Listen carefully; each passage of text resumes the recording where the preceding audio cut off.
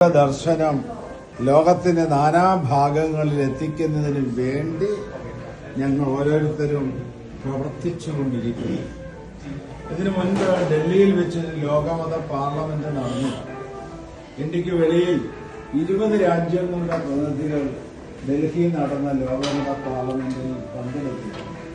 എന്നാൽ ഭാരതത്തിന്റെ പരിധി വിട്ട് 4 അതിർത്തി വിട്ട് വിശാലമായ ലോകത്തിലേക്ക് കടന്നു ചെന്ന് അതും പുണ്യഭൂമിയായ യേശുദേവന്റെ അധ്യാത്മ ചൈതന്യം കൊണ്ട് പ്രസിദ്ധി നേടിയ ഈ വത്തിക്കാനിൽ വെച്ച് ഒരു സമ്മേളനം സംഘടിപ്പിക്കുക എന്നത് ചരിത്രത്തിന്റെ ഒരു ഭാഗമായി മാറുന്നു.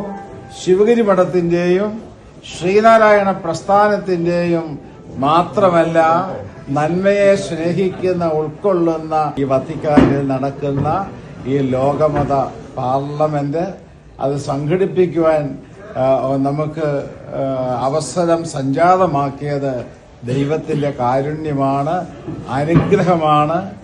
അതിന് ദൈവത്തിന്റെ ദിവ്യമായ